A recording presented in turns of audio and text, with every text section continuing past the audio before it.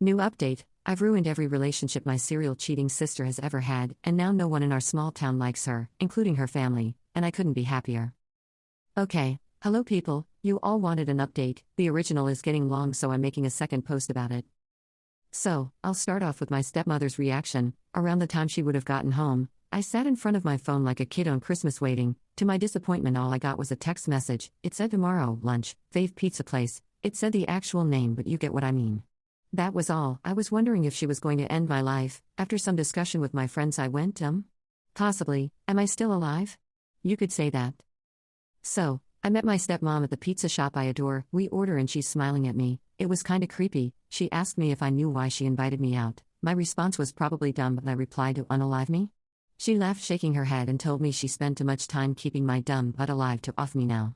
She said the reason she invited me is because she now has no reason to keep my father's secrets from me being the drama dung beetle I am. I begged for info.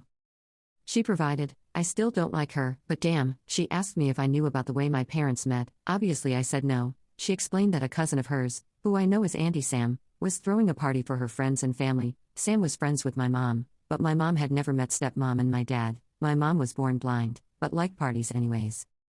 There was alcohol present, but my mom only drank pop in a glass with ice. My stepmom left early because she didn't like being away from Kelly long, and my dad stayed. Sam introduced my father to my mother. Sam had no reason to suspect anything would happen. Sam was also already drunk to my stepmother's knowledge. Sam doesn't know what happened from there. She didn't know if my father had gotten my mother a new cup with something more than pop, or if he had dropped something in her drink, or if she grabbed the wrong cup. Sam glanced over at some point and saw my mother wobbling, and Sam ran over. My mother was, to Sam's drunk mind, clearly drunk. There were lots of cups on the table, so she at the time had assumed mom grabbed the wrong cup too many times. She brought my mom upstairs to sleep it off. That was the last time she saw my mom that night, but she saw my father a few times. Sam continued to hang out with my mother, and one day my mother announced she was pregnant. My mother did not have a partner at that time. Sam did some mental math and flipped out, asking my mother a lot of questions, but my mother laughed it off and said she didn't get pregnant at the party, but with a one-night stand. Sam accepted this hesitantly. After I was born, Sam was babysitting me and Kelly at the same time. Her red flags went off again seeing us side by side, and she did a DNA test, one with me and Sam, figuring if it was a family member, Sam and me would be a slight match. We weren't a match at all, and she was relieved. But Sam babysat us again when I was 3 and Kelly 5, and according to stepmom, Sam couldn't stop staring at us, and did another test, me and Kelly this time. She got the results and her heart sank. Me and Kelly were a match. She said nothing for a bit, asking my mother occasional questions but couldn't hold back, and told my stepmother at some point, who blew up at my father. He claimed he was drunk and mistook my mother for her, that there was consent but it was a mistake and happened only once. Stepmother agreed to forgive him on the condition he was part of my life. She said she thought he'd admit to the fact my mother wouldn't want to be near him, but he and my mother went to court and an agreement was had. Stepmom said she wasn't happy with this, but she went with it. When I kept getting distant from my father, she gave him money for family therapy and play dates. He used this money plus his money to hire a lawyer and basically steal me. By the time she realized what he did, she couldn't stop him.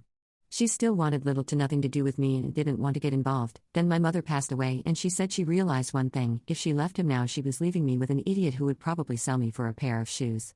If she left, she could take Kelly, but she had no claim to me, and I never let her adopt me, and that wasn't helping. She tried to help my grandparents fight for me, but they were shot down, and she decided she could put up with him to protect me. Her words, I don't know if it's true. She said she didn't care now. I knew the truth. She was divorcing him and she wouldn't have to think about him again. I asked her about Kelly and she shrugged and said her daughter ended up a bit too much like her father for her liking, and that she was going to give Kelly a few options to try and fix the problems she saw in Kelly, such as therapy, cutting off her father, but she was going to take everything from my father, as the prenup they signed basically says cheater gets nothing but the clothes off their back, so exactly what I wanted. We left it there. She hugged me and apologized for not being better and for screwing up so much and making me hate her and Kelly. She said if I need help with anything to let her know. I'm starting to think I misjudged her, don't know yet though. We parted there and I went home. I waited and waited and then got a call from my dad and did not answer. He texted me that I was a horrible daughter, that he wanted me out of his house, lol, and that he never wanted to see me again, that I destroyed his marriage over a dead woman who barely knew me.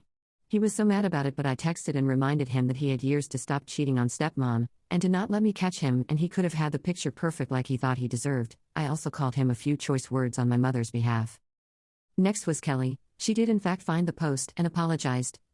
She texted me paragraph after paragraph calling me a manipulative B-word, saying I spent my life lying to her face over a mistake she made when she was 10, that she didn't need to apologize or feel bad, that I should have liked being part of a new rich family, that I didn't need to tell her mother anything about her dad bribing her or her cheating. I did tell stepmom during the meeting that it was my fault. Stepmom gave her the ultimatum, which was get therapy, cut dad off, or find somewhere else to live.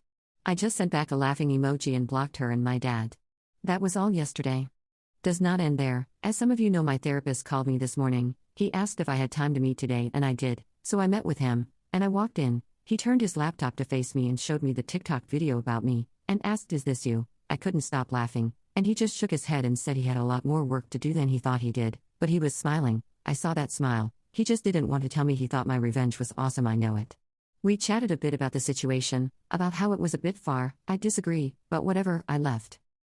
Stepmom called me later and asked for help with something. I went to her house curiously. She told me her lawyer told her to give dad yesterday to come get his stuff and get out. He got what he could, and now today we were going to have a bonfire. I asked if this was lawyer approved and she shrugged and said it's her stuff anyways. Dad bought none of it and probably can't afford a lawyer to fight her. So we threw a lot of stuff in a pile and let the flames burn. It was kind of fun. She invited Auntie Sam over, who cried and hugged me because she felt bad for not telling me, but she hated my father and wanted to be nowhere near him. I showed stepmom the text from Kelly and she called Kelly and told her she had no one to blame but herself, and not to blame me for the fact she couldn't help chasing nice guys away, and if she wanted to stick with a nice guy she should act less like her cheating mess of a father, and that Kelly had a week to decide her choice. She's an adult and stepmom can ditch her whenever she pleases. She hung up. Stepmom, me and Auntie Sam ordered pizza and stepmom's dad called her, asking what was going on and why Kelly showed up at their house crying. Stepmom went inside. I have no idea what was said, but she came out looking smug and told me not to worry about it because Kelly wasn't my problem anymore. I shrugged it off and said whatever then. Anyways, the day ain't over yet, but I have Kelly and dad blocked. My maternal grandparents have confirmed that stepmom was ready to sneak the money to lawyer up fight for me after mom died.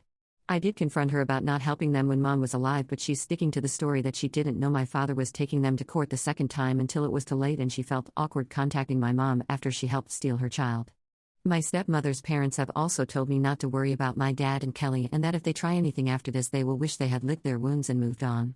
I don't know what my stepmother's parents told Kelly, but apparently they are highly against cheating of any kind and think Kelly should do as stepmom said, cut off dad and seek therapy and apologize to me. I think that's everything. It was crazy for a bit there, but in moving on with life, washing my hands of Kelly and dad as far as I'm concerned, iffy on if in ditching stepmom or not. She said she'd completely understand if I did, as she says she screwed up bad during my childhood, but she still wants to help me with expenses and stuff, so But either way, everyone in my tiny town knows what both of them did now. Some people in my town actually found the post as well, not just my therapist, and drama spreads fast apparently. I'm also owning that shit when I'm asked about it because I want people to know what they did to me.